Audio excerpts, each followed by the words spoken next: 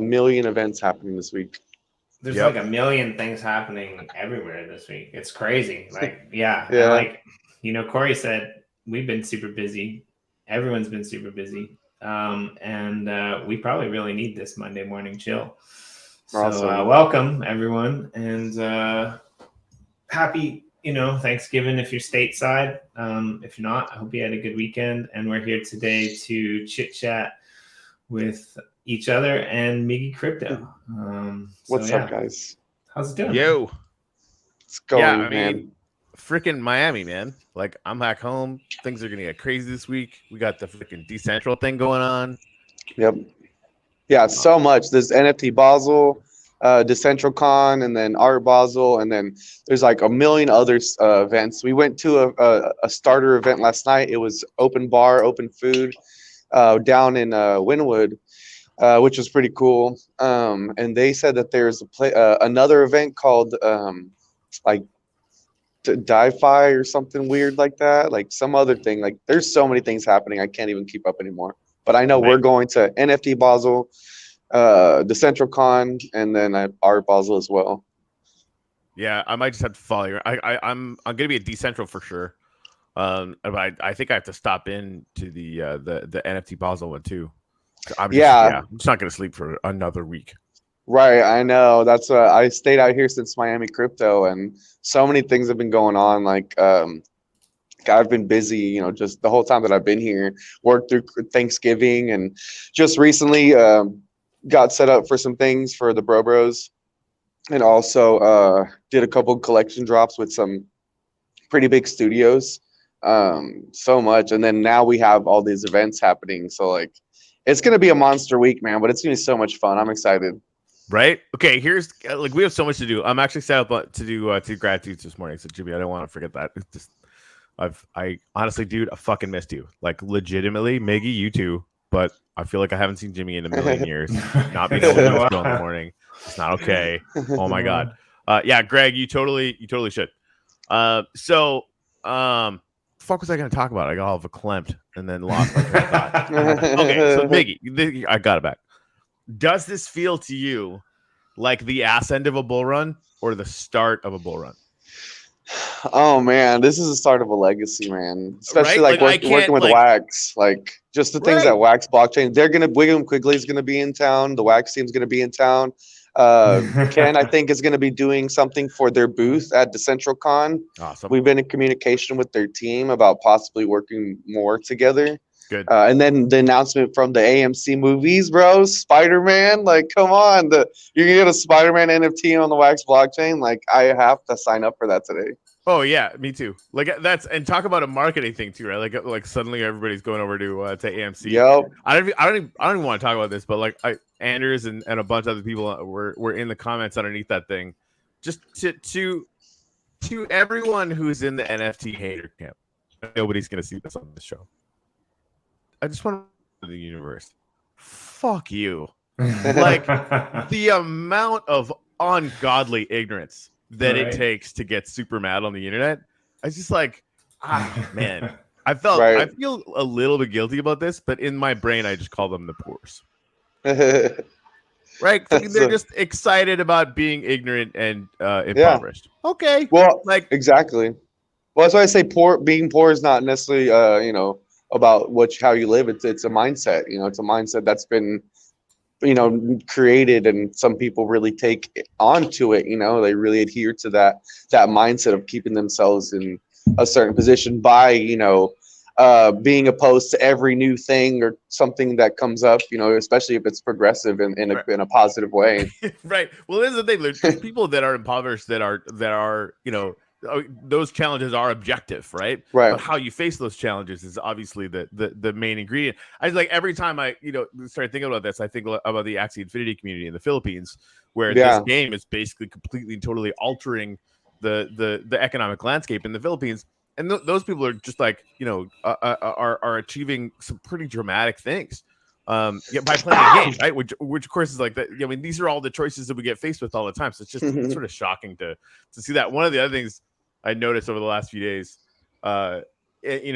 Gary Vee is obviously, neck deep in the NFT space, and has I've been following him for a long time. He does really amazing stuff. Yeah, Greg, I can hear you in my head. He's been a champion of people who are poor for a long time. Anyway, and hopefully I know what you're saying, or we'll get you on the show. Anyway, so Gary's been talking about going through dozens of Discords every day, and obviously going into to check out different projects and stuff. And you go look at his posts from the last 3 days. It's like all of you people who are like really, really intensely impatient about projects. You might want to sit down, to the point where even yesterday he was like, so much negativity towards projects that are trying to build value over time. Right. And he made a comment about going to get his winter jacket, because that really the end for different projects. I mean, not for new ones or whatever. And this is mostly on Ethereum. Like the projects that we deal with on Wax, Right. I could point out 30 of them that we'll be building 4 years from now, along with the rest of us. And that to me is the only thing, right? Like if you're still building value that far into the future, you're going to be successful to some degree or another. This is inevitable, right? Like you're a ship on the tide, and the tide's going up. Absolutely. I mean, that's one thing about, with a lot of projects that we are seeing on the Wax, that, most of them are being built for sustainability. And it's something that a lot of people aren't really, well, I don't want to say a lot, but I see some projects really not taking that into account, and most people don't think about that with a lot of these 10K, projects that are coming out that are very one layered. It's like you have your drop, and then what? And then maybe it flips for a couple million, but then what? Maybe it flips for a couple million more, and then what? Then that's it. At some point, it's not going to flip anymore, because for one, not that many people are going to be in the market to buy it, because it's only hit a specific market of people. And then for two, it's going to get so expensive that nobody's going to really want to. Someone's going to hold it and be like, oh, I'm not going to sell it till I get like 300 million. It's like, well, that's the end of that. Well, it's right. Like we've all seen Doge hype cycles, right? Like this is not different. Right. It's just now you've got a one-on-one NFT. Is that more? Fuck yeah. It's a lot more, but it's, I genuinely about these products are in a hype bubble, because it goes up, and it's really, really fun when it goes up, and it will come down just as fast. Right. Like the second that it tips and some, critical mass and people goes to the, the next shiny object, which is, happening a fair amount.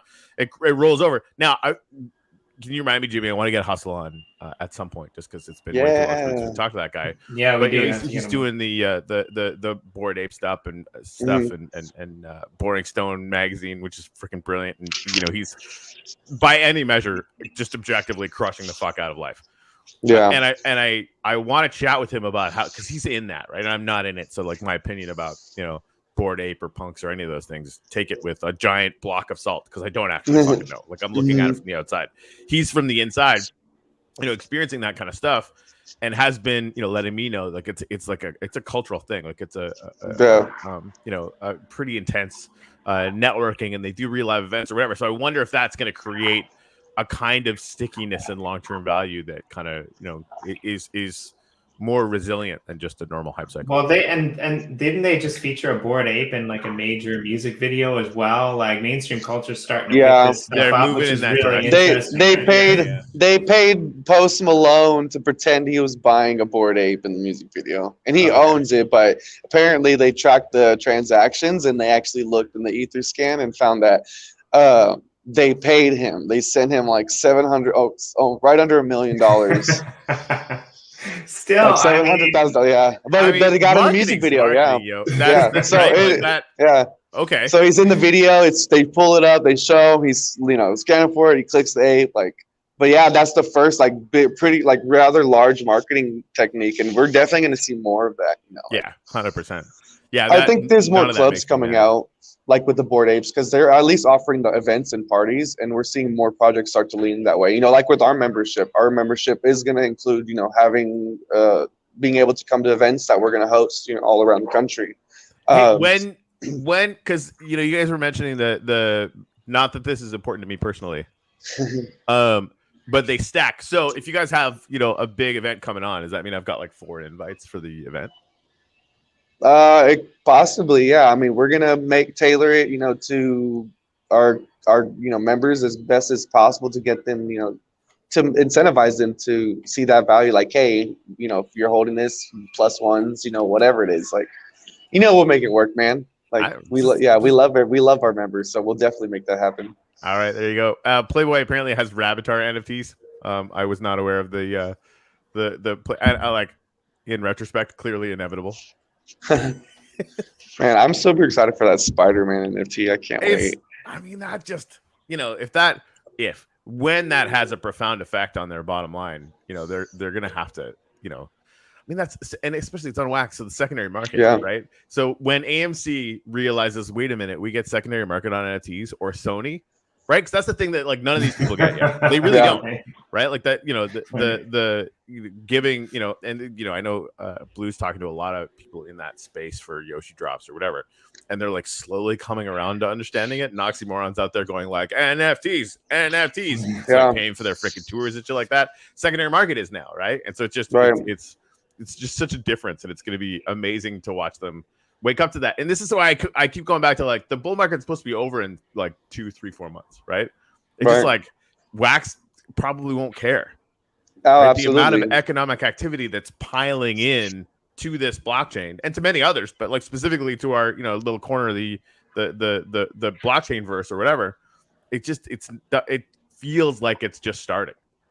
Yeah, that's actually what I was going to ask. Like, are some of us even going to notice that the bear market comes back? The people who are invested in games, the people who are invested in NFTs, the people who are like looking at art, like some of this stuff, like it just might not. It's definitely not. I don't think it's going to be hit as hard as the other stuff. But like as your tokens that have appreciated overnight because they have cute dogs on them, for example. I don't know.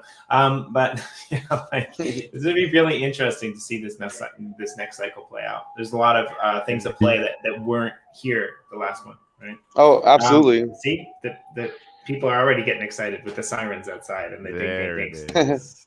And so many good things are happening for Wax, and I think just for NFTs in general. I mean, the biggest thing about like watching these cycles happen and trying to compare them in cryptocurrency, versus like a fiat or stock market cycle is just there's so much more happening in the cryptocurrency space because we're finding more applications with like NFTs and all these different stuff. So these cycles, are really hard to try to, I guess, predict because like. It's impossible right now. It's so early. These cycles are still being developed. These patterns are emerging that, we don't know what's going to happen. Like you said, it could just continue to run on because there's so much more utility being provided with NFTs and cryptocurrency outside of like the stock market. You can't buy a stock and that stock does anything for you. You can't engage with it, can't use it. You just buy it and sit on it. Like that's it. And NFTs are changing that. Right. Here's some things that we know that I think are facts. Feel free, anyone, to disabuse me of these notions if I'm wrong. I might be.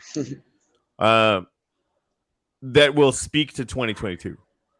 Ethereum is obviously the sort of center of a lot of this, dollar-wise, not user-wise, which is significant.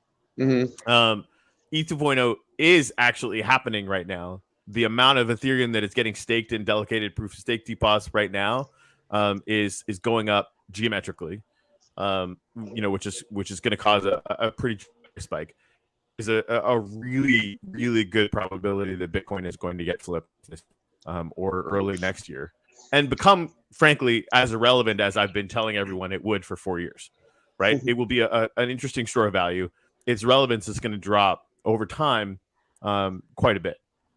And that's fine. It'll still be around. It'll still work. It's still going to be really important to us. But it's not going to be the driver of the entire market cycle for the rest of cryptocurrency. New giant brands are getting into cryptocurrency through Wax every fucking day. Yeah. Like that to me, that's the one data point that goes, that's not part of the market cycle anymore, right? Right. Absolutely. Right, the market cap of the NFTs that are out in the space, and I've been, touting this theory that I think is fairly plausible that the price of Wax is going to be inextricably tied to the market cap of NFTs because Wax is required to do secondary market sales, right? And however businesses interact with that, maybe they do a big sale in wax and then they move it all to dollars. None of that really matters. Over the long term, as long as the market cap of NFTs keeps going up and secondary market sales keep grinding, fine. Oh man, yeah. Right. But then, so the market cap of NFTs is going to tend to 100x next year, right? So Ethereum goes up, maybe Ethereum comes down. Who gives a shit? It just at the end of the day, where we're at the end of 2022 is pretty insane, and where we're at the top of whatever cycle happens in 3, 4, 5 years, this is not the end. This is the beginning. Oh, absolutely, man. Right before this AMC thing happened, it's like I said, there's so many products coming in. I just dropped 2 collabs with 2 pretty big studios. So I don't know if you're familiar with Thomas Kincaid or the Thomas Kincaid studio or collection. I wasn't until recently. It's a pretty prestigious, long-running art collection that has been very successful. They sell all kinds of art, have all kinds of IP with Disney. You can look it up at thomaskincade.com. Bro, I was recruited by a team to do a drop for them, and I did an NFT drop on Wax not that long ago. I think it was the day after Thanksgiving or the day of Thanksgiving. But like I said, the Thomas Kincaid collection is a very successfully long-running collection. It's one of those art collections that's always gonna sell, always gonna be moving. It's embedded into culture. I did their first NFT drop, so it's available. They're doing a $5 greeting card NFTs. So I got to launch that recently on Wax right before the AMC announcement, and then I had another collaboration with an animation studio called Futaku. I released 6 anime NFTs on Nifty Blocks. Futaku is created by a guy named Mike Fukunaga. Mike Fukunaga is the son of Jen Fukunaga. Jen Fukunaga is the creator of Funimation. So Mike Fukunaga used to work at Funimation, used to do voice acting. His dad created that company. They own 90% of all the major IP for a lot of the really big anime out there. Plus they own a bunch of IP with Sony. So Mike recently, this past year, just created his own animation studio. Well, I met him in Dallas, and long story short, he wanted me to do their first drop. So I have 6 pieces that he's given to me, which is from some art that they created for a music video for somebody. I can't really say who yet until they talk about it, but this art is from their studio that they made, and so I dropped 6 pieces. I did a blend series, so I have 2 pieces you can buy. You blend those, get the 3rd. Blend all 3, get the 4th. When you buy the 5th and you hodl all 5 of them, you'll get the 6th one for free. And the 6th one, there's only 101 available, and you can claim one every single week. And these are all by Futaku Studios. I did both those drops back to back. So now Thomas Kincaid has NFTs on Wax, and now Futaku Studios has NFTs on Wax. That's just their first one. That's hardcore. By the way, no, before I say anything else, Miggy, that's fucking fantastic, right? It's I don't want to wash by that and just say other things now. That's fucking incredible. It's an NFT. It's an NFT version of Exodus that I can actually understand, right? Yeah, it's great. Wild, man.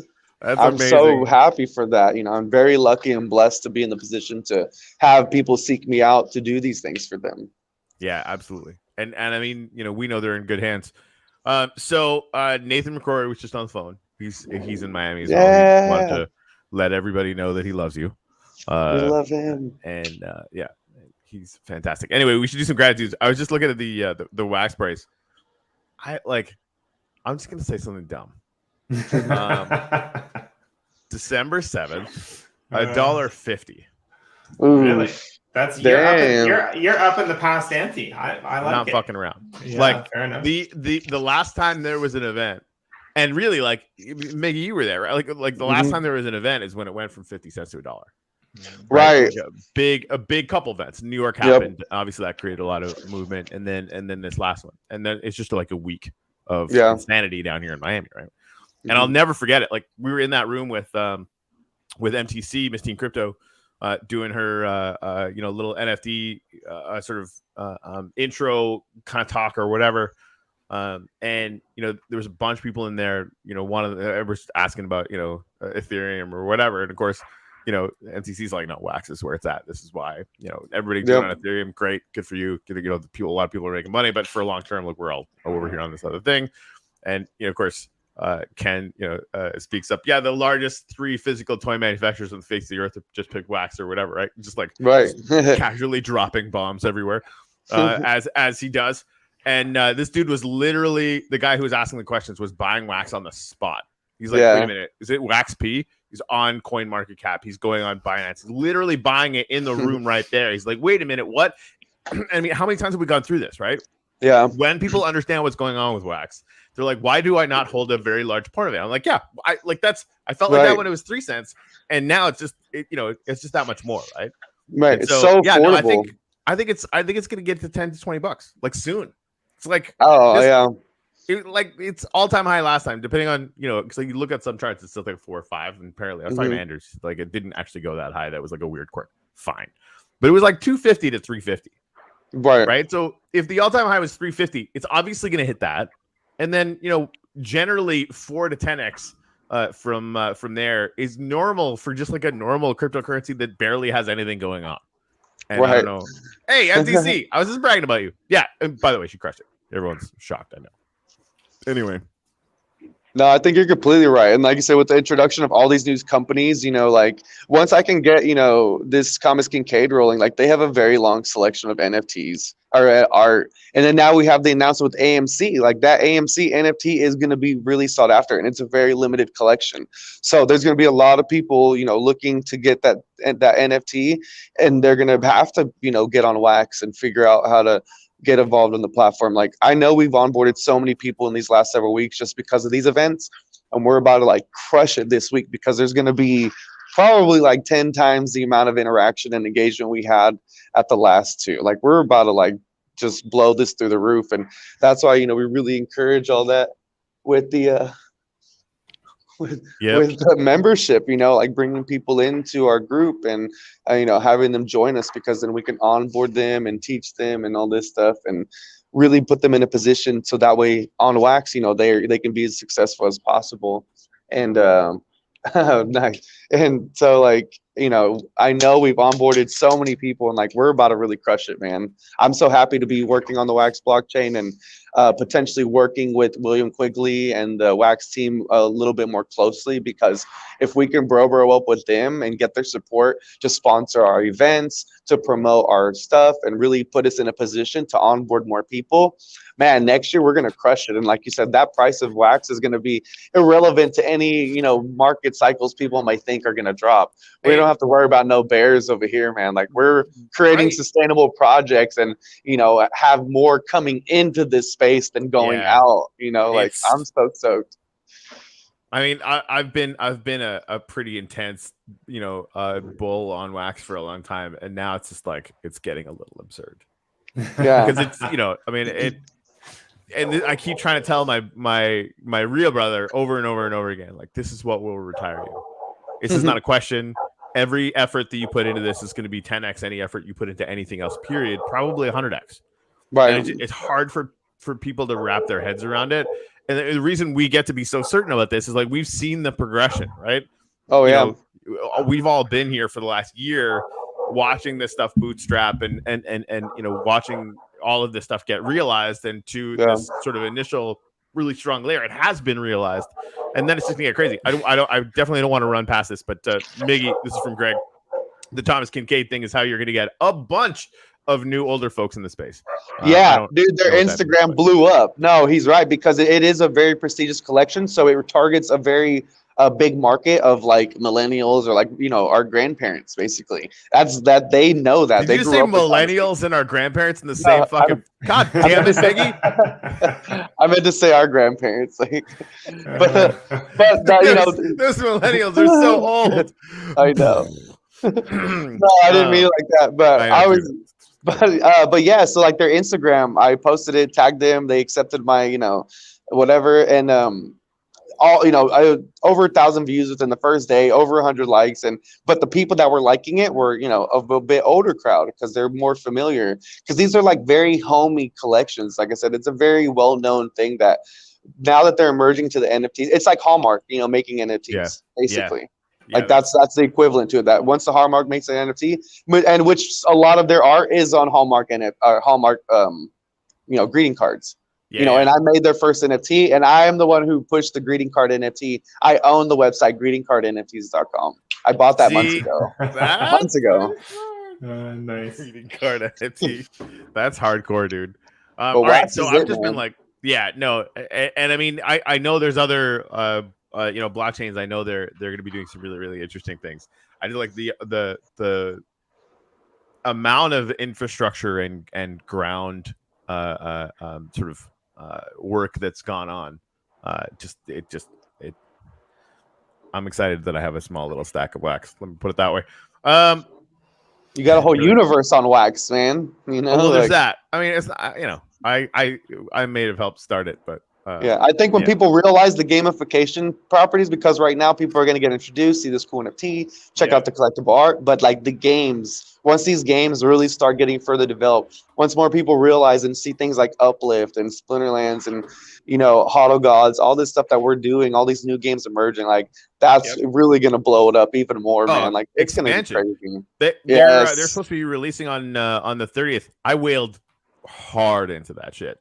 Man, these guys did their homework, and we had them on the show, and they were walking through like some of the game mechanics, and there's a lot, but they clearly went to Our Planet, Alien Worlds, Axie Infinity, everywhere that's working, Farmers World even, and they've I think managed to piece together the salient points of most of those projects into one epic.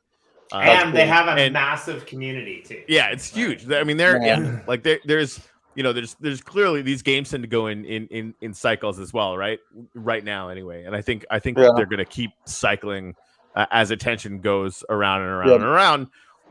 But yeah, I think a lot of the Farmers World and I mean, Farming Tales is still doing pretty good or whatever, but I think we're going to see a lot of that energy go into expansion. We'll see. I don't fucking know. Yeah, no, I'm looking forward to getting in that game myself. Like I've been checking out a lot of the new dApps and just going through the dApps and looking at, all right, game, click, go and look at the website, favoring it, game, click, favoring it. So that way I can go back later and just comb through it. I already started like 3 new games. Started playing Clash Domes, dude, it's gonna be crazy, man. I've got some land. We gotta have Clash Dome back on. I freaking love those guys, man. Like it was fun. Another project that I think is gonna be around for a long time, and I'm really sad that I need to get. Was it Nick from Gnome City? I need to get him back on. And we're talking about doing with Dan and Nick. Dan from Immersus. And Nick, Jimmy has actually been spearheading this. We're gonna do a collab amongst the 3 sort of metaverse moving projects or whatever, which I think is gonna be super fun. Man, I'm excited. Does anyone know how to get ETH to WaxP? I would say yes. I mean, like the way I know there's a way to do it through the Wax DeFi thing, but I would just have the best way to do it. I mean, I go to KuCoin and sell Ethereum to USDT and USDT to Wax and just fucking like, hey, thanks. There's a wallet called Abra. I'm really sad because I don't have my affiliate link. I've been using it for a long time, and they just created like an ambassador program. So I signed up to be their first ambassador. But Abra wallet's really simple to use. They have all Bitcoin, Ethereum, all the main ones, and WaxP. You can send your WaxP to your Abra wallet and switch to Ether directly, and it's very minimal costs. However, though, there is a minimum of ETH that you have to send. I think it's like 0.05. Yeah. But as long as you send that amount, it'll show up. And you every time you use their wallet, they give you their in-house coin. And so it's very easy to switch from Wax to ETH directly, Wax to Bitcoin on the wallet. Crazy. And it's like fairly inexpensive. And it's Abra, ABRA. So that's a freebie because you don't know. MTC said it's not available in New York. I think like the biggest thing for anybody in New York, find out about ExpressVPN or a different kind of VPN and just use that. Yeah. Because I don't know, but yeah, MTC talking about wanting to move from ETH to WaxE. While I absolutely love my Wax DeFi position and I'm never selling it because it prints money. I don't know. I wouldn't go that way, just personally. Just Right, not right now, at least. Right, like the waxy, like, and again, like you can. I know Anders has done this a bunch. You can look at the arbitrage percentages on it, like because waxy is not. It's supposed to be 1,000x wax, right? You have to give 1,000 wax to get one waxy in the conversion on the cloud wallet or whatever. So you want to make sure you're doing the math on that, and you might even get a good deal. I'm not sure, right? Like that, but that's why I wouldn't do it. I need to do all the calculations to see exactly what the exchange rate on waxy is, because I don't know. And then do all that other shit. But yeah, waxy and wax G, you can earn some beans. Yeah, I mean that's Corey, can we be roommates? Yeah, I mean, I guess we're all gonna have to move to Miami. Is what's happening here. Yeah, I think that's really what's going on. We're just gonna have to get a big house. We'll just get your dad to come move down here. Come on, guys, let's do it. Make it happen. I'll come down and stay. I'm staying with the Bros once they get settled on their house, which should be in the next couple weeks. So actually next week. The Bro band house. Oh my god! Everyone make some candles. We'll build Wax City. Yeah, for a long-term play, the Wax DeFi position, where you're basically getting a small percentage of all the stuff that goes on Wax. I think it's like 0.41% right now.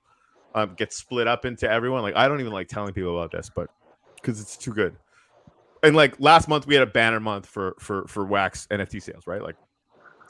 Farmers World went fucking bananas. They were having many $10 million days. I was used to making about $1,000 a month, and I think I have about 15 or 16,000 in there. So I mean, it's pretty significant. I've been building it up for a year, right? This last month was $4,000. I made a whole Ethereum, just just harvested it. And I'm like, and of course, like you spend like $200 getting it out because Ethereum's garbage, but. It's garbage that I took that to KuCoin and turned it into wax because I'm not. Man. Anyway, Greg, hello. Yo, the Upliftian was. What up? It's been far too long. Anyway, the Upliftian was. The Upliftian was. Okay, yeah. I thought you meant like I hold so much Upliftium that I'm like was, and that's not the case. Yeah. Anyway, so I got 3 gratitudes up. I'm grateful for AMC, Sony, Wax, and Spider-Man. I'm grateful for Nathan and Jimmy and Miggy and NTC and TC and Stacks. I haven't done this in fucking way too long. I'm super grateful for Greg, the Upliftian Woz. For anybody who doesn't know, Woz was like integral to the founding of Apple computers. Just settle down. Maybe you've heard of it.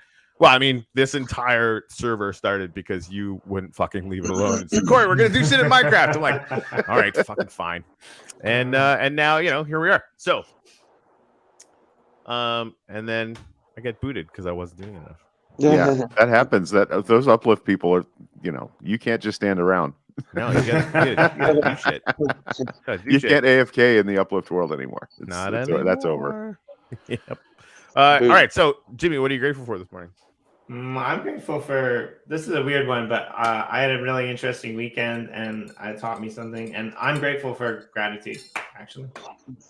Okay. Nice. It's awesome. Got to be grateful to be grateful. I mean, that's I like that. I like that a lot. It's very meta. And not in the I don't want to make fun of it like that it's meta because I know this is weird. There are people out there that don't know that they can be grateful or that how powerful it is. Right. 100%. It's legit. Yep. Speaking of which, G Money. I'm grateful that I know where to go for answers. That means I'm grateful for this panel, right? I'm grateful that there are people that I can call on to help me explain things because I'm being asked to explain things more than I was before. In this universe, back to where in the cycle we are. I'm a person that kind of looks back, at where I was a year ago or 2 years ago or 5 years ago. I tend to see that path. And a year ago, I not only didn't know anything about this world, I didn't even want to hear Corey talk about it. And it's been kind of life-changing since Christmas of last year. Corey, we're a year in our house today. Like this week, this is the year anniversary of Donna and I moving to this house. Oh, crazy. And all of that happens right before, like minutes before you start bugging the 7, about we're going to do something really crazy with this uplift world, and you guys are going to want to be involved in it. And we're like, I don't understand. We're kind of wild. Another wallet. Jesus Christ, another wallet.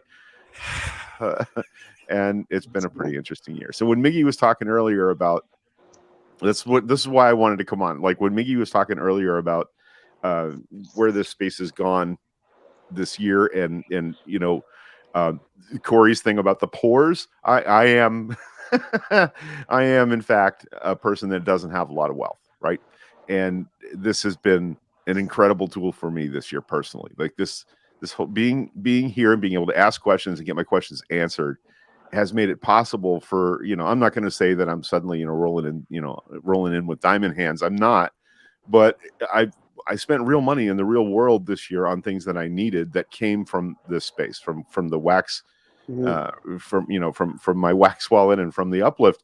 And my mom, who's 70, just turned 79, has a small cash position in wax that allowed her to have spending money when she went to Egypt this year. She made a lifetime trip to Egypt, and I was able to put like $700 in her hand for that trip. And it's just happened again because she got in for another position right before it went from 50 cents to $1. Yeah, and now thank you, Corey, because now my mom thinks I'm a genius. I mean, that's what we're all here for, right? The second the moms are like, oh, maybe they aren't fucking idiots. I'm like, which doesn't happen very often with my mom. But yeah, it's been a solid year. So that's awesome. So that's cool. Yeah. Hey, Mom, if you're listening, this one goes out to you. Listen. Yeah, she's not. Yeah, that's a good one though, man. My mom's been very supportive of my journey and commenting and my posts and getting on my live feeds and sharing and all this stuff, even though she doesn't understand. But no, I like your thing because it goes very well with mine. Because mine's kind of two-part. One, I'm grateful for all the opportunities that are being presented, that have been presented, and like that will continue to be presented. And I'm also grateful for having learned the ability to be more receptive to those opportunities, because there was quite a period of time where like kind of like what you were talking about, that opportunities came up, but I was too scared or not ready, or I don't have enough money, or I don't have enough this, or it's just so many reasons to not take those opportunities, right? Like so many reasons to say no, but very few reasons to say yes. And once this all started happening recently, since April, I have not turned down any opportunity that was given to me. Not one. Every time I have an opportunity that's presented, I say yes and I take it. And it's propelled me and accelerated me so much that things have just happened so fast because of that. Like, and I learned that over time, that to be more receptive to opportunities, that if the opportunity's there and it's a good fit, take it, because like I said, for a good while in my life, I would find every reason not to. And over the years, after I started being more receptive to them, more things started to open up and really work in my favor. So I'm grateful that that has put me in this position by being more receptive to it and taking these opportunities. Like now here I am sitting in Miami and getting ready for this next week of arts and NFTs and bringing more people to this space. And, I've been living off of wax for the last 8 months. It's been sustaining my life, and I'm very appreciative for that. And that's why I'm wax gang all the way, Well, I think people, thinking about that, I think people are afraid of not understanding the space and getting in and getting hurt, like losing something they can't afford to lose. And I really think that's the barrier, is the people that I see posting, the NFTs are terrible for the environment because carbon footprint. And I'm like, you're telling yourself like a 5-year-old story, because journalists who are sent out to cover this space don't understand it. So the first thing they glom onto is whatever story is going to scare the shit out of people. That's why you believe that. And I'm finding like when I just said I like knowing where I can come for answers. I want to have a conversation with Jimmy and Corey about this, not on the show, but about how do I work through this with somebody who I know would benefit if they would sit down and just get in. And how do I help them with that fear? And Corey, specifically who I'm talking about is Julie Black. I had a really good conversation with Julie at Friendsgiving on Thursday. And she made an NFT. It's a visual art NFT. She just made one. She went onto the Wax blockchain and made one, but she doesn't know what to do with that. And to me, that feels like the internet broadcasting thing, where the noise floor is so huge that you can make a thing, but getting it out in front of people is the challenge. Not knowing where to put it so people see it, maybe want to buy it. So anyway, so I'm looking for a way to help those kind of folks that I know would benefit from this. I've given up on our friend Dave Myers because he's just a cranky dude. And he's never gonna honestly, get it, like I started working with him. He'd be killing it. He absolutely would, and I even started doing all the work for him. And every time I talked to him, he was so fucking negative that I quit. Yeah, I just like I've got things to do and a whole life to live. Like, you know, I'm not gonna do literally all the fucking heavy lifting so that you can whine and bitch the whole fucking time. Like, and I know nobody watching this is like that. I guarantee you that nobody watching that is like that. But like, you can spot the people that just categorically, even though and Dave Myers is a fucking genius artist. He's gonna hit a level, and that'll only ever be it. Yeah, so nobody's gonna want to work with you. Anyway, that's not the point. So I think like attention is a lot of, especially now that a lot of people are doing a lot of this stuff, right? And you know, the releasing stuff, and I mean, you know, I went and tried to auction off, you know, mint one of one of my first, actually my first Yoshi drops music NFT. Everybody ignored it, right?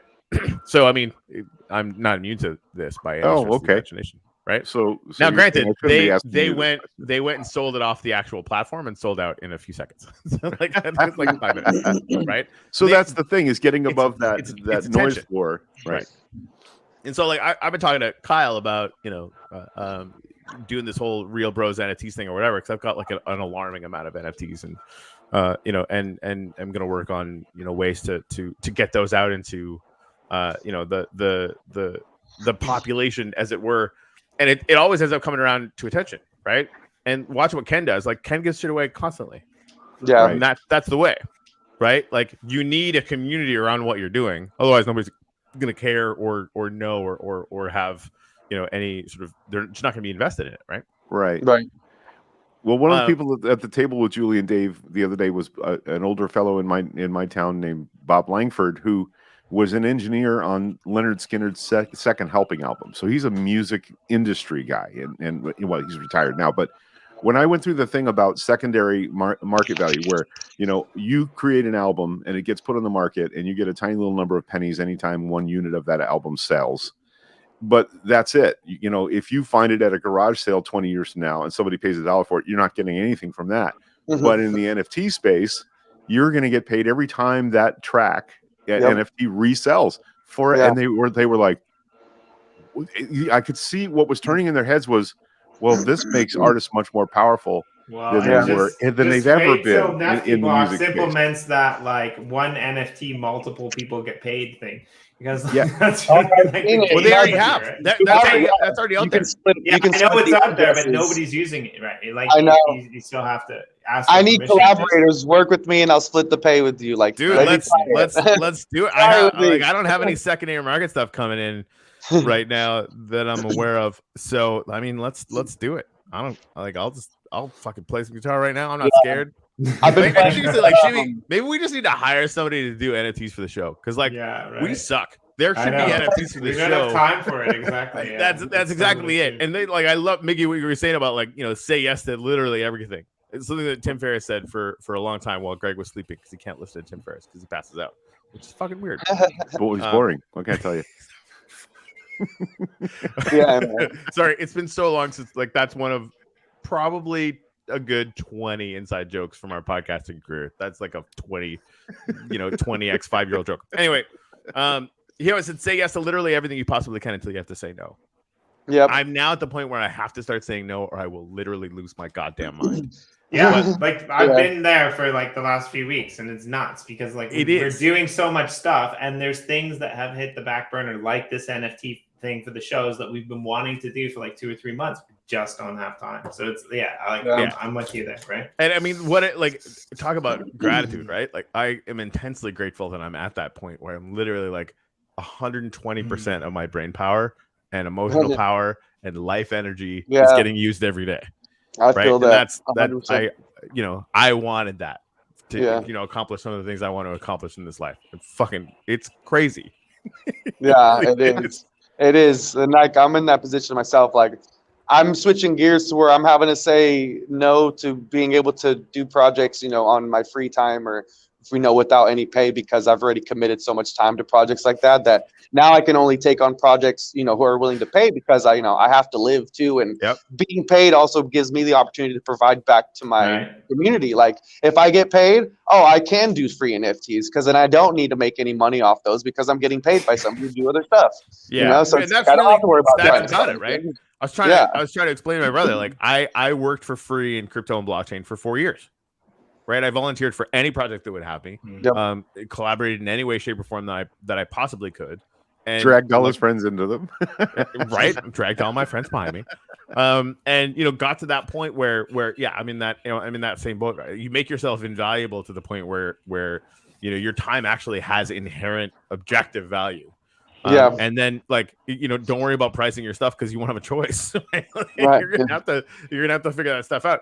But that goes for everybody, right? Because I haven't seen a whole lot of it. I'm really worried that people will say, I'm way too late, right? It's like Splinterlands. I feel like I'm way too late for Splinterlands. I could probably get into Splinterlands and make decent money at it. Man, I mean, if as long as you commit to like the pack sales, that's the best way, or whatever opportunities they have on their card sale, because that's what got me. Once, I was playing and grinding it out, but once I was able to buy several packs and accumulate and just kind of sit on them for a little bit, that boosted up my SPS airdrop. So now I've got like $25 worth of SPS, whereas I started off with like 30 cents. Rock and roll. Yeah. No, I just to love go back, getting in on the ground floor stuff. What's that?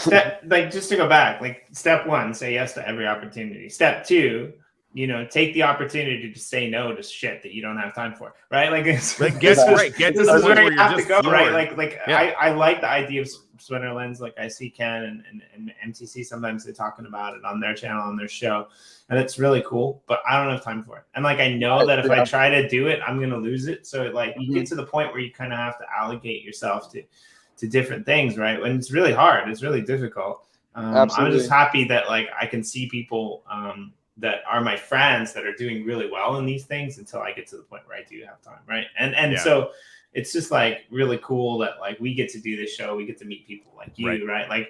And even Greg, we get to meet people like Greg that ask us questions that we're okay, well, I got to go figure out this answer so that I can explain it, because that's an answer that I wouldn't know, right? So.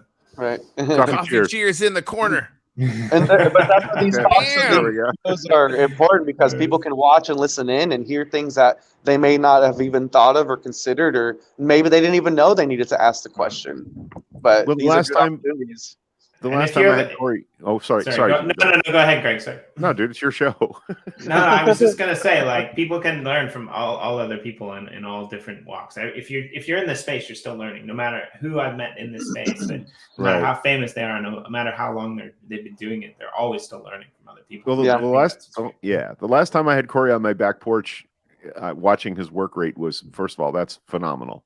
I just plowed through the 6 hour Beatles documentary that dropped on Disney Plus this week about the making of the Let It Be album. And it's, when I watch how they work, and I don't want to call, Corey a Beatle here or anything, but watching his work rate when he's engaged with all of you doing these crazy things, it's phenomenal. And about every 20 minutes he would pause, and I would get in a question, and what's been on my mind, that was about 5 minutes before every fucking buddy started talking about the metaverse, right? And so Corey and we kind of cornered the question: is the metaverse going to be one thing, or is it going to be 50 million interconnected things, right? Because I think when people from outside this space are looking at what Zuckerberg is saying about the metaverse, they think it's going to be one big monolithic thing, giant Walmart that you go to, right? And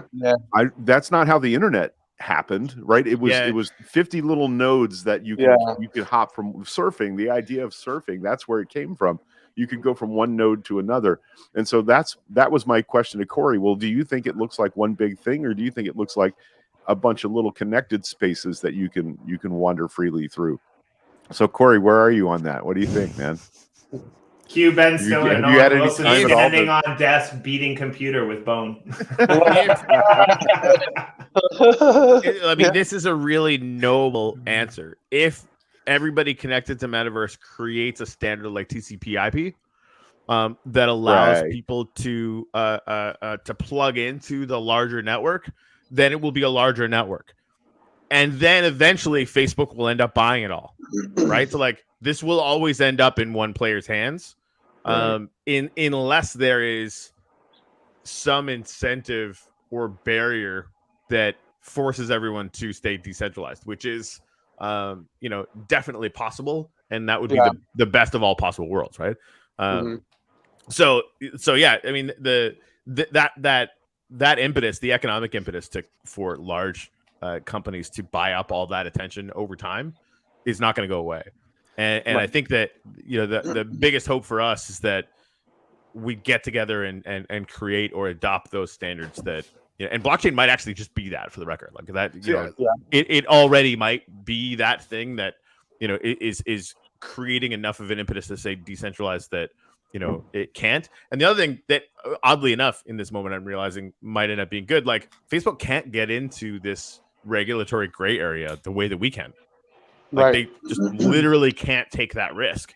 And here we all are like just like hold my beer, right? Like that, they can't become the Uber of this area because they're too busy holding too many taxi medallions in New York.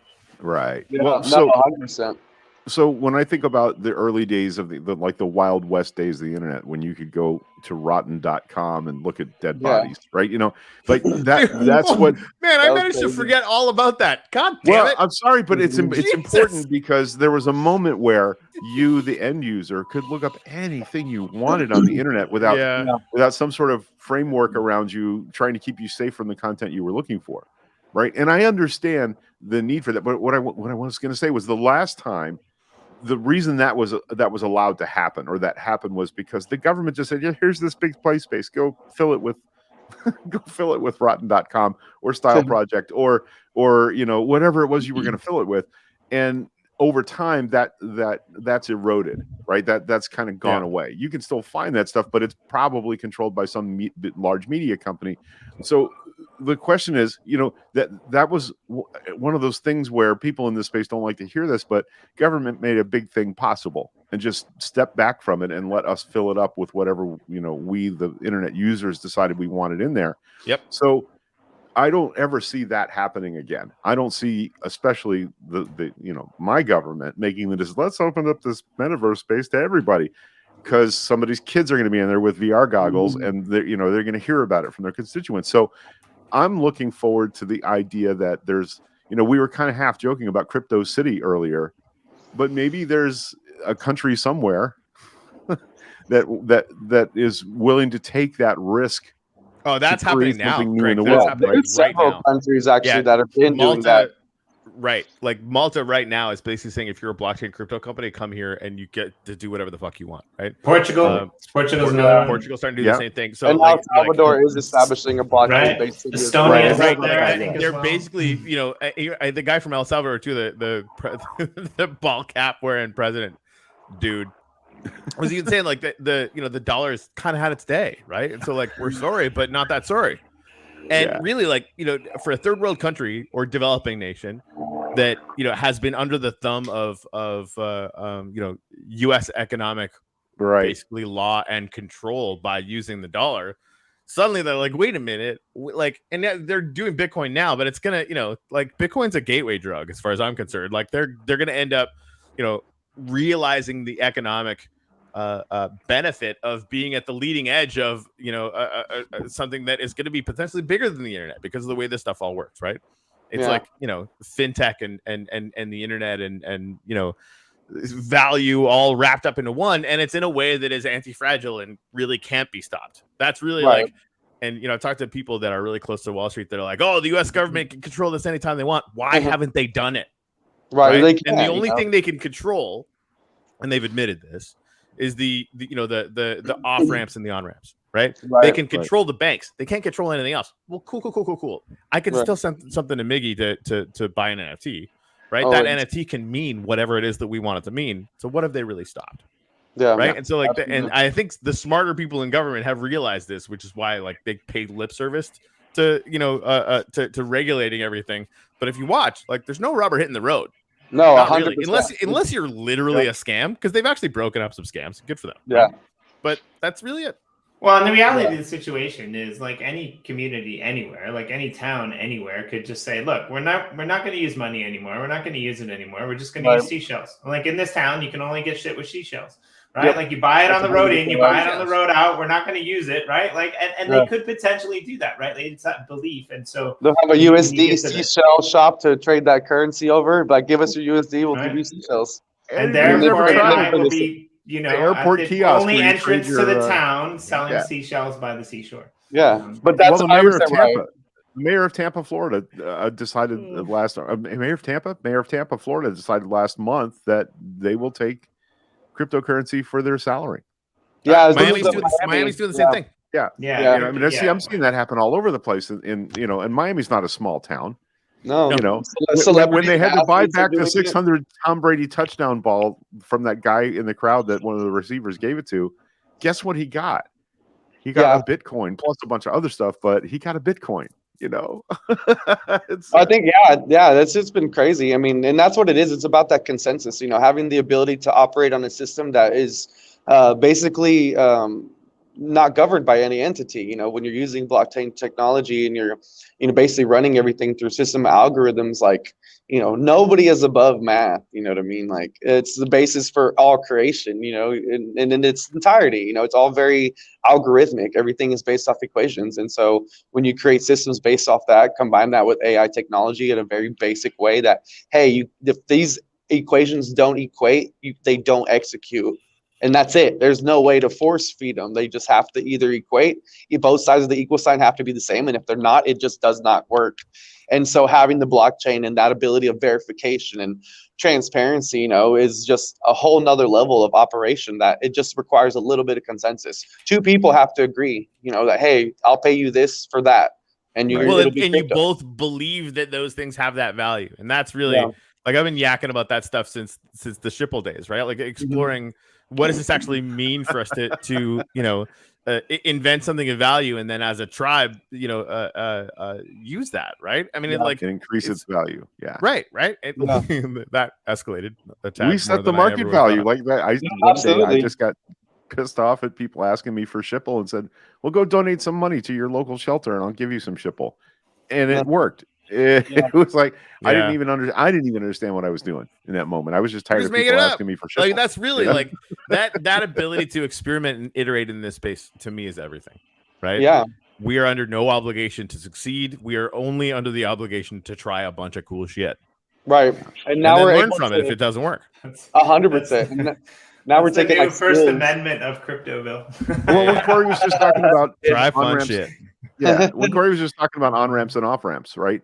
We're going to have to file the Shipple Giving Fund as a 501c3. We're going to have to do that because the amount of money that we're going to be giving away to charities is significant, you know, and I didn't see that coming. We were just looking for a way to slip charities that we believed in little bits of money, you know, like no strings attached. You know, a lot of times charities, they get caught in this trap where they get a grant, you know, and some church wants to give them a big grant, but you can only spend that money for this. You can't spend it on gay people or trans people or, you know, hookers and blow for your volunteers. You know, there are strings attached. That's probably that last one's probably a good rule, but but what if they have a grant to house families and all they can spend it on is that, and their refrigeration system breaks and all the food that they were going to donate to people rots, right? So we wanted to make a strings-free charitable giving situation for these small charities that don't have big national fundraising eyeballs on them, and that's what we're doing. And by the way, because it's on the Wax blockchain, last week the amount of money in that fund went from $17,000 to $34,000. Nice. You know, that's not a huge amount of money, but it's twice as much as we had in June. Right. Well, and really, like, you know, what happens if Wax goes to $20? It's phenomenal, and we put that in hands of the goddess's hands. We put in. By the way, I spent an hour on the phone last night with Randy Withers, who is the human. He looks like Gandalf. He really does. I fucking gray hair, and walking him through how to move Wax how to move stuff from wax to USD and from USD to wax. We spent an hour last night working on that. So I've got charity people who are learning this because they see that there's a whole lot of giving potential. And I talk to Corey sometimes about the difference between 100 millionaires and a million hundredaires. You know that if you can get a million hundredaires to chip in $10 on a project, what's interesting to me is they don't want strings. Like when I talk to millionaires in my community about building shelter space for human beings, I want to control that money. Why? Right. I'm not a plumber or a roofer, so you wouldn't trust me to put a roof on your house. Why do you think that people that work with the homeless every day need your input on how to care for them? Right. Yeah. You dummy. But they We just won't. need your They money. won't.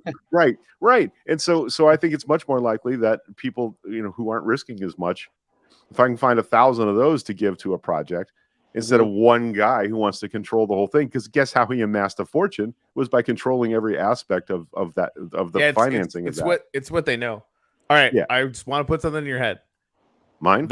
Yep. Okay. Wherever wax goes, do you want to give out $30,000 worth of value once or $30,000 a year for the rest of time? Oh, for the rest of time. Okay. And who's helping me work through that? Right. Any like where this goes, and I think wax is going to go up a lot more. We'll find out, right? Whatever. Right. So let's say wax goes to $10. You're shitting down 300,000 or whatever. Leaving half of that in and bringing half of that out and put it into a fund that's managed for the 501c3. Suddenly, 10-15% a year, you're doing $10,000 to $15,000 every single year, and you're growing it. Treat that as a nest egg, as a machine that prints money. Never ever spend it. That's why Martian Bullshipples is central and critical to this entire thing. Yeah. I keep forgetting that Martin Bullshipples is like helping run that shit. He knows this better than I do. I'm allowed to look in the wallet. That's where we are with that. Fair enough. No, Bullshipples is the fucking truth. So that works for me. Yeah, my very wise friend Corey, when a problem appears, go around. He used to give out little rubber bracelets that said "Go around, go around." Go around regulatory systems, go around people that are, obstacles to doing good work. Just go around, and that's what we're doing. We're going around. Yeah, 100%. Like so a lot of people think it's about competing, and combating these systems. We can't compete. We can't combat. We're not fighting them. We're just going to transcend them by completely removing them from the equation. Just like, hey, we're not going to fight you. We're just going to forget about you, man. Like, fuck that. Like, you don't count. This thing does not fight with landlines. Yeah, exactly. Right? Landlines still exist. Nobody fucking cares. Right? Yeah, people don't get it. Like, the whole point with blockchain is that we can transcend these systems and end those fights. We're not competing. We're not fighting. We're just rebuilding, rebranding, restructuring, and just doing it in a more community-based way where we're peer-to-peer interacting. And that's what people don't understand. We're like, oh, but the IRS, all this, the government is going to have to get involved. It's like, no, because anytime when I'm like, hey, will anybody accept, wax P for doing this or selling me that? Somebody's going to say yes for some coin at some point somewhere in the world, and I'm going to pay them in crypto to get what I need. And it's Corey, never you got to show Miggy the TED lecture where the guy decided to just ask for things. Remember the guy? The guy who went out to like get rejection or whatever. He was like, he wanted to have people like basically tell him no over and over and over and over and over again. I'll find that TED talk. And like one of the things he did is like he went into a Starbucks and asked for a burger. And they said no. But like he just started like asking again, and like they were like, well, maybe we can help, blah blah blah.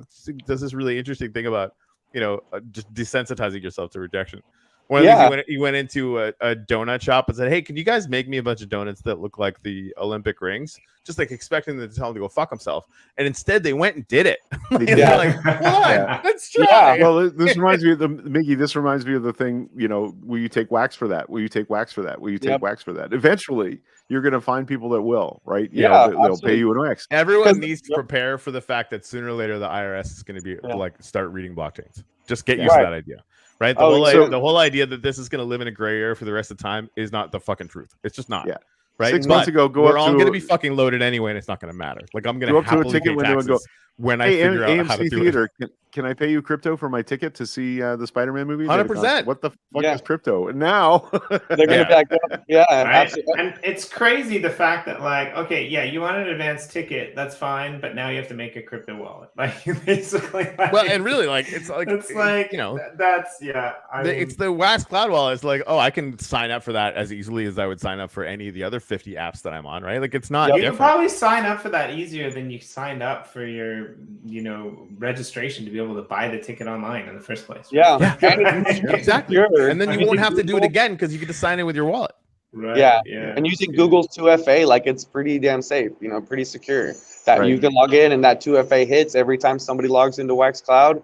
If they don't have that 2FA confirmation, they don't get in your cloud wallet. Like I like that feature because it's just an added bonus that I know. Without that, my Google Authenticator, nobody can get in that wallet because they won't have that code, and that's only on my phone in my hand. Like such a safe. Hey, I've already, I haven't made much. People. God damn it. Yeah. I haven't made much of an effort. I have an Uplift property that I want to sell because I've never owned a new car, and I want to get enough for it that I can get the car that I want. I already found a dealership in Georgia that will take they'll take crypto. Nice. So if I hit my number on the property, I'm going to go to Georgia and use crypto to buy a car. Yeah, just swap Wax for Bitcoin to be done. Or Ethereum. Yeah, that's you what can list it on MetaRealtors.com. I'm working on it. I'm actually going to make an ad, like a flyover ad with the narration and everything, because it's pretty special property. Apparently, got to build a gallery. You hear TC and Mello got another offer? How much did they turn down? Yeah, crazy. They turned down 115 grand for their gallery. That's what crazy. I want for my property. I'm not Corey knows shocked. the property I'm talking about. What I want for it, when the first time he ever asked me this question, hey, if you were going to put that in the market, what would you put it on the market for? I was like, I don't know, $500. You said 200. And you said 500. And now when I saw that story about TC, 1 million, I 80,000. I think 1,000 by 1,000. It's a shockingly idiotic large piece of land. This is the thing. Yeah, like the it's real big. The OG crew that helped bootstrap the Uplift, right? They didn't get shares. They got land in Chicago. And they got a lot of it, and justly so, in my opinion. Thank you. And right, and so when any of those things come, it's gonna be like, what the fuck? Yeah, I have 1,000. If anybody wants to talk, I have, but my price is now 80,000. A few months ago, I think you should up it a honestly, little bit because you got one hell of a neighbor over there. I know my neighbor There you Jimmy go. is really made the place worth living there. in. It's pretty That's intense. for sure. Yeah, so I mean, I think, and this is the same thing, right? Like getting the attention out there. You should be working on telling the story and building out value there, and and constantly having a post out about that, because you literally could sell that for 80 grand within the next 3 to 6 months. Why, a really easy way to do that is not? Contact Jimmy and we'll put a featured post about you up on where we haul all the alpha.com. I just haven't. I keep going over there and going, I haven't done this yet. I haven't. The place looks a mess. I haven't fixed the gutters. Yeah. I mean, that things to do. Remember what Miggy was saying about just saying yes to everything? Like excuses. Your brain, your monkey mind will always give you excuses. Yeah, and I was legit about the Realtors site. Mike Smart created the Meta Realtors, and it's that needs to be a post. I saw 50 by 50 on there yesterday for 20 grand. Dude, they're not getting around. And I don't blame them. Free list right now, dude. The mall gallery. That guy's gonna get an offer for 50 to 100 grand for the mall gallery. The mall gallery is sitting on a fucking 50 by 50. Like anyone that says the 50 by, and nobody does anymore. But if anyone had the gall to tell me a 50 by 50 was small, I would probably just never talk to them again. I'm like, you're not smart enough for me to talk to. Like, just look at this basic view. Level, not smart enough. Yeah, like he's living right. Yeah, that's nice. Pretty good. That's pretty good. Man, that was all orange groves. Hey, by the way, Miggy, how long is this? How long are you going to be in Miami for? I'm gonna be here. The events technically start tomorrow, and then they last until December 4th. I'm probably going to stay here until about that time because there's a blockchain summit happening in Puerto Rico, and NFT the movie is going to be speaking on a panel. So I got invited to go out there. There's a chance I'm going to fly out there. So I'll probably be out in Miami for a week. This is what I think we should do. This is what I think we should do on Thursday. I think we should get you and a few other people that are in Miami to do the first ever crypto roundtable of like blockchain in Miami. Something. That'd be cool. Ken will be here. Or something like that. That'd be fun. And like, so yeah, hit me up and you guys can all call in from your rooms before the morning and we'll do a writer roundtable. I think it'll be good. Well, now I really want to drive down there. Right? I know. I have to jump off, guys. My phone's dying and I got to jump on another call. I appreciate y'all so much. You guys are definitely my biggest gratitude for sure. Having the space and just being able to hang out and talk and tell the world about our cool projects. Oh, there went the phone. About Thursday. Have a good. All right, cheers. Thanks, Miggy. Good timing. Yeah, I think we're gonna have to wrap it up soon too. But like a couple announcements from our end, we got a pretty exciting week. Tomorrow we're gonna have NFT Tower Mike on the line because I don't know if you know about this, Corey, but they're releasing for a limited time only. The first week of their new NFT sales are going for Blue only for 1 week. And so we're gonna have them on to talk about that tomorrow, which is pretty cool. They've got 2 new releases coming out on Wax. It's like one easy step. How to get Corey's attention. right.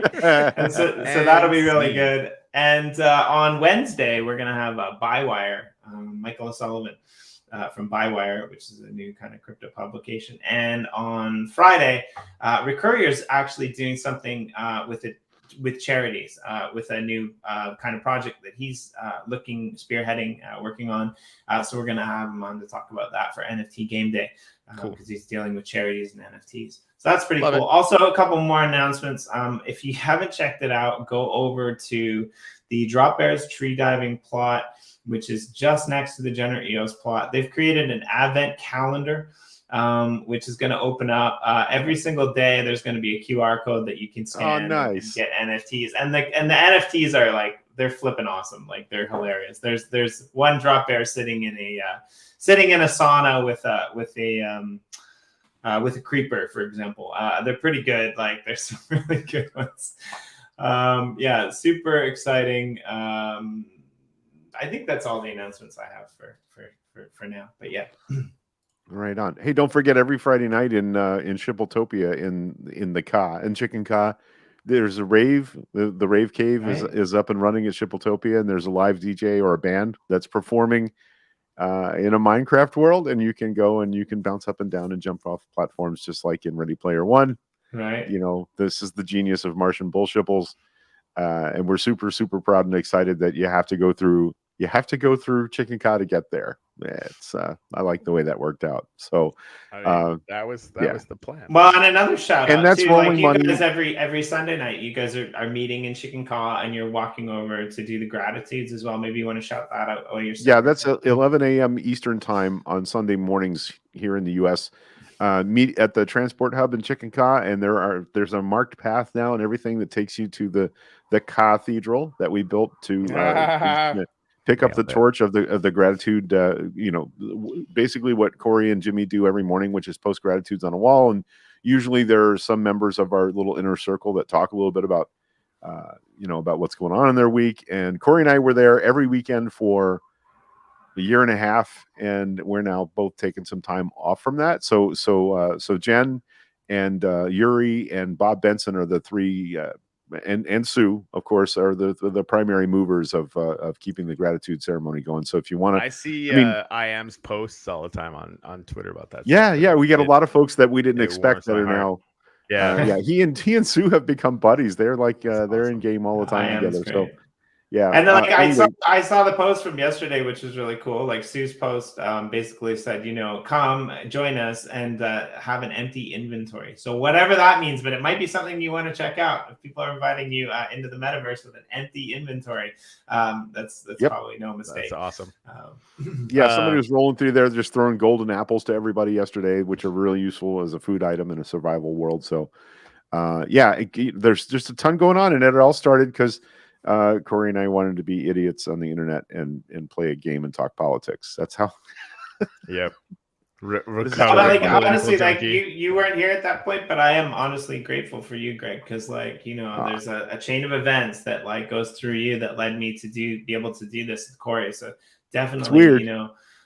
It's very bizarre, right? Like I think the first time that Corey ever introduced me to the UpLift world, like when we were ever in the world together, we were in that little weird underground studio that you guys built, right? Oh no, the underwater studio at the original. And he's like, "Here, come in here. I'm going to show you. We'll give you a tour." And like, it was pretty cool. It's like, I don't even know how to open a door and turn around. Right. Never used the never used the ASD W keys before in my life. I've worn mine off. The S is losing its ink because I spend so much time running around now. Definitely. Yeah, and there's a bunch of cool shows coming out as well on the network channel. We will shut that out beyond the ones that Greg shouted out. Morton's in the comments, right? Yep. Jen started a new show called Coffee with Jen. I think it happens daily. It's some stuff that are happening inside of our organization, but other really interesting things too. If you have the chance, I sometimes listen to it on my way to work. It's fun. Tomorrow I'll be back with the Nasty Hooks. We do the Maple Glazed Jerky Chronicles, which is in Gratitude. So if you happen to be in Gratitude, because I know that there are a lot of people over there, come and hang out on the plot. We do that. Yeah, I mean, there's a busy week, and like it's only Monday. So yeah, we got some plots we want to sell. I want to talk to Corey about that. We got some stuff in Gratitude on the embassy plot. We got some 50 by 50s and 25 by 25s. We want to get those sold. So we'll find a way to promote that stuff. This is the thing, man. Produce a whole shit ton of value, and it goes back to what you need to talk to Julie Black about as well, right? Like, make sure that at all times you're doing something. Right? You can mint NFTs and you can give them away. Start there, right? Get on crypto Twitter. Do a giveaway every single day, right? Tag me. Get a piece of land in the uplift somewhere. Get a billboard. Like, there's a million things on the attention side. As long as you're doing a little bit every single day, it is the kind of thing that over, months and years, though, that amount of energy that you apply to anything in this space is going to be 100 times more valuable than anything you do in Meat Space. It just will. Right. Yep. Because timing is of the essence. Yep. Thanks, guys. Thanks for letting me come on today. I just kind of popped up in the green room. So. Yeah, and you're welcome anytime, Greg. Like, you can get that. Right. Especially on a Monday. You guys are often talking so far over my head. There's no point, right? But that's a huge point, though, Greg. Right? I mean, and I was talking to Kyle about doing the same kind of thing, right? Like, getting people that are new to the space on these things to ask those questions is vital. It's really important. So is he going to do it? Is he going to jump in here and fucking knows? He's got. He knows. But that's how I got my He's start. Got a lot actually, going on. like my start was like writing basic articles for people about crypto, right? And so everyone has to start somewhere, and then you move up and you move up. And you move so up. How are you guys answering that question about energy usage and carbon footprint? Well, I mean, Wax is carbon negative. Fuck off. Yeah. So it's an old problem. On Ethereum, it's a huge problem on Ethereum. Right. Now, granted, Ethereum is going to delegated proof of stake instead of that, so they're actually trying to deal with that as well. And honestly, they will figure it out, right? Bitcoin won't. Who cares, right? Like it's not my pig, not my farm, right? But the Wax blockchain has been carbon negative for quite some time, and Yoshi drops just by ourselves, we managed to offset like 3 years worth of the entire Wax blockchain. So legitimately. We are, while you're complaining about something you do not understand and haven't Googled, except to go to I'mAfuckingComplainer.com, we have solved it many times over. Yeah. So let me ask this then. So if I understand how this happened, Ethereum has the same problem that Bitcoin does with the mining is intensive, and that's what's creating the coin value. So there's no way to escape that. It's not what's creating the coin value. This is okay. Right. So basically, that computer centric proof of work, right? That whole thing is very energy intensive. It's very energy intensive. So Wax and other blockchains since then have been born with the idea that they weren't going to fall into that same 100% trap. That's so that's the way to explain it. Stake means so there's proof of work that requires these computers to manage and secure the network, and then there's delegated proof of stake, which basically means like you've got, I think it's like 21 plus guilds or whatever that are basically organizations that are known and are producing all of the blocks for the blockchain, right? And they've got enough staked delegated proof of stake that's what secures the network, basically, right? If they were to be unsecure in some way, there's like a huge potential for loss. But it doesn't require any electricity to do it. It's not like crypto people say, "Oh, fuck the environment." What's happened is this is changing because they recognized that they had a problem, and they're working on new systems to make sure that problem doesn't continue into. And even Ethereum, right? Even Ethereum is making that move. Eventually. So that's basically how I've been explaining it. Is they recognize that was a big problem, and all the new blockchains that are being born in ways that don't do that. So Go fuck yourself. The big ones, basically. Yeah. I mean, that, and Okay. also, like, all this information is really, really easy to find, but Yeah. it's too easy to get attention. Being a Wait, whiny you little mean shit on the AB, internet. but not on ABC News on their website? Well, yeah, and how many Or, of these and people not are in growing? the echo chamber of, like, just like I was reading through the comments on the AMC Spider-Man thing this Right. morning, and just the avalanche of dumb is disheartening. Like, it really, really Oh, is. I know. Yeah, And it's even worse on Facebook. Where I can nobody only imagine, right? And it's just like, okay. I mean, there are like people are getting attention tribally from that. I'm guessing, right? Because why else would you spend that much energy? That's exactly what's happening. Doing that, and those people are going to die poor and alone, and we're not. You know what it's like? It's like the soccer thing in America, where for like the 5th year in a row now, soccer stadiums have been full and NHL arenas have not. And people say, soccer's going to be the next big thing in America. I roll, right? Well, that's the story they've been telling themselves since the 90s. And it's now true. It's now actually happened that the World Cup qualifier between USA and Mexico had more viewers than any Stanley Cup game in the last 3 years. I mean, right? And so when they come on, when I post a thing about how cool that is, that viewership is up, they're like, "Oh, soccer is going to." This is what happened because sports talk radio guys were ignorant of soccer in America. Anytime you called one of their show, the first thing they told you, soccer is irrelevant. It's a sport for girls, because they didn't have a way to talk about it intelligently. This is that same conversation about cryptocurrency and NFTs. People that are being sent to cover these stories don't have any idea about it. So the easiest thing for them to do is take a giant shit on it and tell you how dangerous it is. Because they keep using the damn word soccer. It's football, damn it. Football with a U, yeah, but we're Americans, so we football say with soccer. a U. Yeah. By the way, the Tampa Bay Rowdies lost the U.S. Cup game last night, Corey. But the reason I'm bringing it up is because there is actually a player on the Tampa Bay Rowdies whose last name is Lasso. There's a that's great. There's a Cody Lasso on the Tampa Bay Rowdies roster. That's brilliant. Yep. That's fun. Yeah. So anyway, it's the same thing, though, that the easiest thing for a journalist or to pretend how cool they are is to say, oh, it's a terrible thing and you'll get ripped off and gangsters can use NFTs for blah. It's easy for them to write that story. It's harder to write a story where you find the positive. About carbon, to anyone who's complaining about, carbon damage like that NFTs are causing, how many of these people are growing all their own food and not shipping it, from thousands and hundreds of miles away? Right? Well, the act of tweeting it, a complaint about it is causing more carbon than the NFTs are causing, right? Yeah. And it just wait. Don't you write for a digital publication? That's interesting, right? Yeah, it's tough. I mean, I don't know. I get impatient even with crypto people, so I'm probably not the best person to get like a super calm. Yeah, I'm not either. But at least if somebody brings it up, I can say, okay, this is you're wrong. Here's where you can go to see that. Right, like that. Wax pointedly not only solved it, but then went carbon negative on their own, and to add fuel to that particular fire. Because we had a bunch of artists with Legend that were getting all that hate as well. We're like, cool, hold our beer. We're like, we'll make the entire Wax blockchain, carbon negative by ourselves. With free NFTs, for fuck's sake, right? We're going to give away 1 million NFTs. The secondary market on those NFTs is going to make the Wax blockchain, all of it, not just the stuff we use, but all of it, carbon negative for 3 years. Fuck off. Right? While they're just like complaining and being, whiny little shits. So why do you think that story isn't catching hold? For people who don't know what we're talking about, if you look at one of the things that we're doing, we're partnered with carbonfund.org, which is going to plant a shit ton of trees, which is going to sink a crap load of carbon. So you can check it out, right? Just in case. So why do you think that chains like Wax are not visible in the realm of writers who are yet? Okay. Right. All right.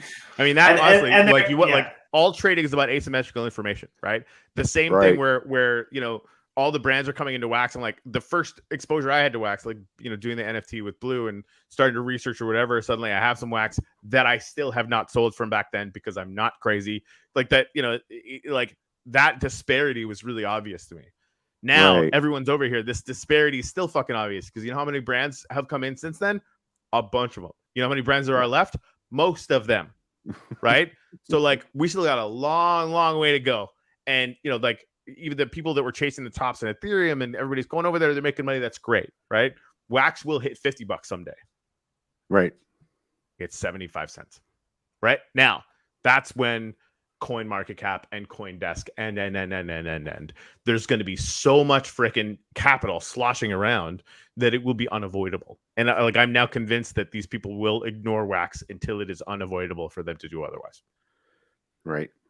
Because why would they why would they want to have to learn about a new thing?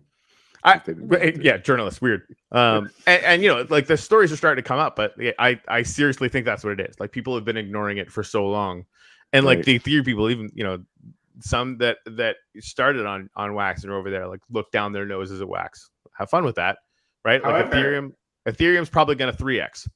However, we have seen a lot of interest, just like people that were ignorant, people that didn't know, like through, Crypto Writer, for example, they released over on Ethereum, and a lot of those people picked up Phineas on Ethereum, and they started, coming back over to Wax and just been like, where have we been? Like, why have we not been over here? Right. Like, right. And they're loving it. Right. And so there is a lot of projects that are like starting to bring people towards Wax, which I think is going to change things really, really, really slowly, but it's going to take, like Corey says, I think it's going to take a lot to get people, out of the frame of mind that like, oh no, you have to be on Ethereum to make any money.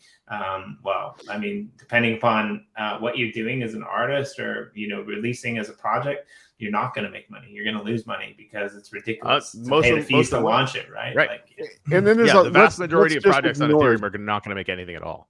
When I look at that balance sheet kind of thing, what I say is, let's just ignore the vast majority of people that do not have stupid money to put into Ethereum things. Let's just ignore them, and let's just ignore them. So I think that's where the Wax blockchain for now fits in.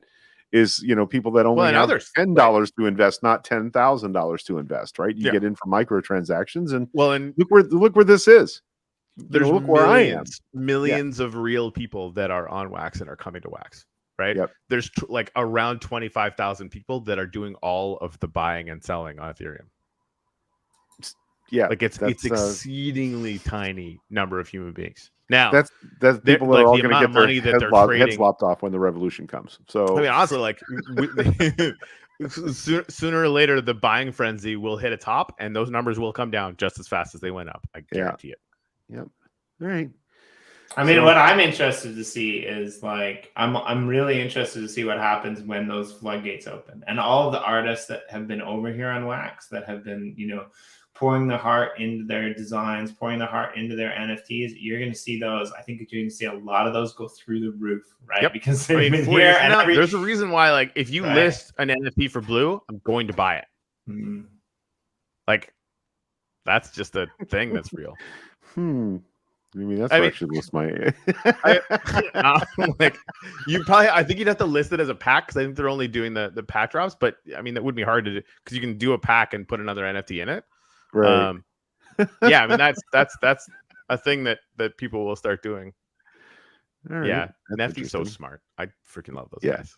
Right. Like, I don't even realize how nuts that is. But this is the thing, like, all the artists that are able to, like what Miggy was saying at the top of the show, like being able to gamify drops for people in the anime industry or whatever, like that, to him, that's just normal. This is just what you do, right? Yeah. On Ethereum, like, is anyone doing that? I mean, I know some are like tiny little bits of it or whatever, but every single move is going to cost you $150, right? Let me tell you, that's what with the whole rocket ship thing. That's where I was like, I'm out. I can't afford that. I can't swing that kind of transaction fees to play in that market. It's just nope. I can't do it. So we'll just stay over here in the kiddie pool until it starts champagne starts flowing into the kiddie pool. Yeah, but that's the thing. There's always going to be something that you can't afford, but if you just keep stacking, you just got to find out good where the will come out, and you will be able to afford it. Like, and that's one of the criticisms of Blue Deck is that, like, it's not designed for the third world. Like, oh, you can't, because we're going to start doing fees or whatever, right? And every single action is going to cost about $1 worth of Blue or whatever. And we need to do that to like create utility for the token. Not sorry about that, but like that, at a very, very tiny level, frankly, for the amount of absolutely shockingly ridiculous gains that are going on. I mean, people need to spend, I think the memberships are like $50 now or whatever. But we're not designing that to be the on-ramp for developing nations yet, right? We have to design a system that'll actually function And and then we can start building that. And I honestly, like, anybody else who feels really strongly about that, I cannot wait for somebody to build a competitor to Blue. Please do it. Right. It hasn't been done yet, huh? Well, no. And like, a lot of people want to complain and fucking talk shit. I'm dead serious build about one, this. right. Go build Can one. you give me more free shit, please? I don't think you're giving me enough free shit. I know. Can I have some more, please? Right? Just go build it, because honestly, it's going to be good for everybody. The more DeFi that is on Wax, the better. Like, Kate obviously started it out. They've still got stuff going on. They're not going away. They're going to have a lot of stuff moving forward. Obviously we're trying to do things at sort of a ridiculous, frankly, scale at Blue Deck. We need more. We need way more DeFi to start iterating on Wax, and it's going to make literally everybody better. So, like, I don't even go to the Discord anymore because I can't listen to all the fucking complaining. Go build your own. Cool. Anyway, love you. Is it chop time? It's chop time. Anyway, I'm gonna go hang out with Nathan. Love is the answer, Nathan McCrory. Nice. Like, hanging out with that guy is literally like getting a hug, which apparently Give him a hug for me. I get to apparently hang I out with need. him every Tuesday on our Shallow Dive with Love show. Yeah, but, he's one of my favorite people. He's a lot of fun. It's great. Is there still stuff going down there on Thursday, Friday in Miami? Starting tomorrow, Decentral, and it goes until December 4th. I'm kind of wondering if you should drive quick because, like, Miami seems to be adopting crypto so quickly that soon only 1% of the world will know about it. It's just gonna fade off into. Well, I've got a counseling gig on Wednesday. I still got the last couple of counseling gigs on Wednesday evening, but That's the thing. Like, and I gotta find out. I'm gonna find out what's up with the Art Basel stuff and see if I can get tickets and stuff. And if I can, I'll see if I can grab you one and just, like, come down and we'll figure it out. all right, we'll see what happens. All right, man. Have your people call my people. Okay. All right. More choppy.